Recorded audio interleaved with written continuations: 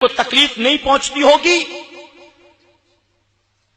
اسی لیے میرے آقا جناب محمد رسول اللہ صلی اللہ تعالی علیہ وسلم نے فرمایا، جو جس قوم کی مشابہت کرے گا،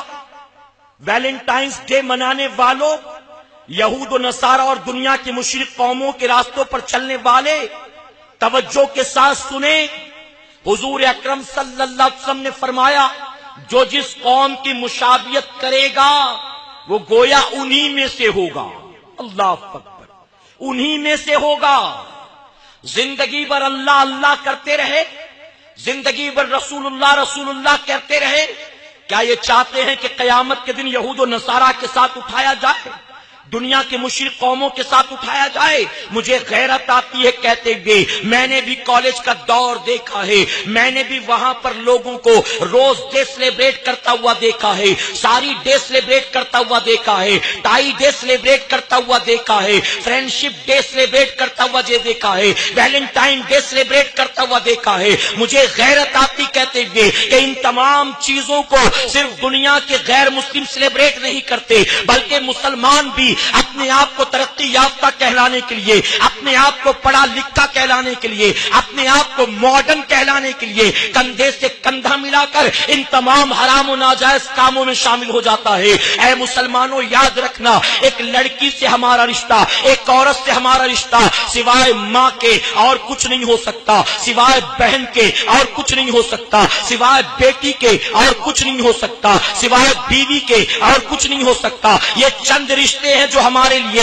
حلال و جائز ہیں. اسلام نے اپوزٹ سیکس کے درمیان، ایک مرد و عورت کے درمیان کسی فرینڈشپ کے رشتے کو جائز قرار نہیں دیا. ایک لڑکی نہ ہماری فرینڈ ہو سکتی ہے، نہ ہماری گرل فرینڈ ہو سکتی ہے. ایک لڑکا نہ کسی لڑکی کا فرینڈ ہو سکتا ہے، نہ اس کا بوائے فرینڈ ہو سکتا ہے. یہ رشتے دنیا میں پیدا ہوئے اور یقیناً یہ پیدا کیے رشتے شیطان کے ہیں اور یہ رشتے حرام و ناجائز ہیں. تمام وہی رشتے حلال و جائز ہیں جسے اللہ اور اس کے رسول نے بنایا ہے، اور جو رشتے ہم بناتے ہیں وہ رشتے ہرگز جائز نہیں ہیں. ایک لڑکی ہماری یا تو بہن ہو سکتی ہے، یا تو بیوی ہو سکتی ہے، یا تو بیٹی ہو سکتی ہے، یا تو ماں ہو سکتی ہے، یا تو ممانی ہو سکتی ہے، یا تو خالہ ہو سکتی ہے، یا تو نانی ہو سکتی ہے، یا تو دادی ہو سکتی ہے، یا تو چچی ہو سکتی ہے، یا تو پھوپھی ہو سکتی ہے. یہی رشتے ہیں جو ایک عورت کے ساتھ ہمارے اور آپ کے لیے جائز ہیں. ہمارے زنا وہ بدترین گناہ ہے، وہ بدترین گناہ ہے کہ فرمایا گیا ایک مرد اگر کسی عورت کے قریب زنا کے لیے آتا ہے تو جتنی دیر تک اس حرام کاری میں وہ مبتلا رہتا ہے اس کا ایمان نکال لیا جاتا ہے. اب ذرا سوچو، جب تک وہ زنا کرتا ہے معاذ اللہ تب تک وہ بے ایمان ہوتا ہے. اگر اسی حالت میں اس کی موت آ جائے تو پھر اس کا انجام کیا ہوگا، اس کا آخرت میں ٹھکانہ کیا ہوگا. زنا ہر صورت میں زنا ہوتا ہے. آپ کسی کو پیسہ دے کر اس کے ساتھ کریں تو بھی یہ زنا ہے، آپ اپنی گرل فرینڈ کے ساتھ کریں تو بھی یہ زنا ہے، آپ اپنی منگیتر کے ساتھ کریں تو بھی یہ زنا ہے، آپ پڑوس میں رہنے والی کسی لڑکی کو خوش کر کے راضی کر کے اس کی رضا مندی کے ساتھ یہ کام کرے تو بھی زنا ہے. زنا بہرحال ہر صورت میں زنا ہوتا ہے. آج کالج میں بہت سے لڑکے اپنی گرل فرینڈ کے ساتھ معاذ اللہ یہ کرتے ہیں، بہت سے بیئر بار میں جانے والے لوگ یہ کرتے ہیں، بہت سے زنا کے بازار میں جانے والے لوگ یہ کرتے ہیں، بہت سے لڑکے اپنی منگیتر کے ساتھ یہ معاذ اللہ کرتے ہیں اور یہ سمجھتے ہیں کہ زنا صرف اسے کہا جاتا ہے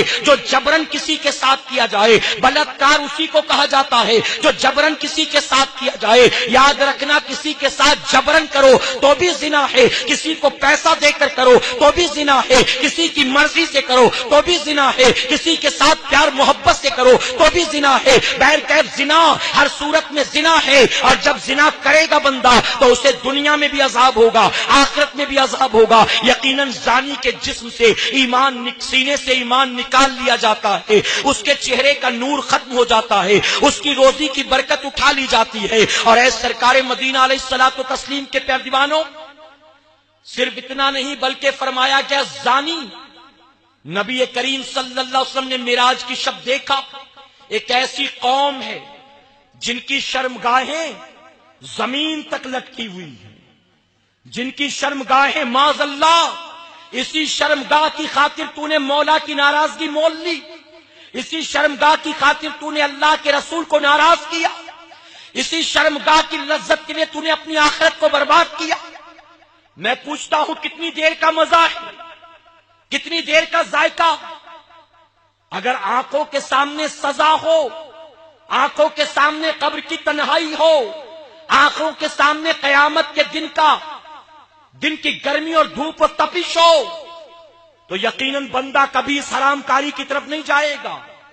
نبی کریم صلی اللہ علیہ وسلم نے ارشاد فرمایا، قیامت کے دن جب سورج سوا نیزے پر ہوگا، زمین تانبے کی ہوگی، نفس نفسی کا عالم، کوئی کسی کا پرسان حال نہیں، آقا فرماتے ایسے میں 7 لوگ ایسے ہوں گے جنہیں اللہ اپنی رحمت کا سایہ عطا فرمائے گا، اور ان 7 لوگوں میں میرے آقا فرماتے کہ وہ بھی نوجوان ہوگا جسے خوبصورت کسی عورت نے، جسے کسی دولت مند عورت نے، کسی اعلی حسب و نسب والی عورت نے زنا کی دعوت دی ہوگی اور اس نے اس کی دعوت کو انکار کیا ہوگا، بس یہ سوچ کر اگر آیا تو تو خوش ہوگی، اگر آیا تو نفس کو لذت ملے گی، لیکن مولا ناراض ہو جائے گا، اور اگر میں نہیں آیا تو مولا راضی ہوگا۔ آقا فرماتے اس بندے کو جس نے زنا کی دعوت کو ناقبول کیا، اس نے ریجیکٹ کر دیا، اللہ قیامت میں اسے اپنی رحمت کا سایہ عطا فرمائے گا۔ اب جو زنا کی دعوت کو ریجیکٹ کرے، قیامت کے دن اللہ کی رحمت کے سائے میں ہوگا، اور جو زنا پر زنا کرے، آپ سوچے اس کا انجام کیا ہوگا، اس کا حشر کیا ہوگا۔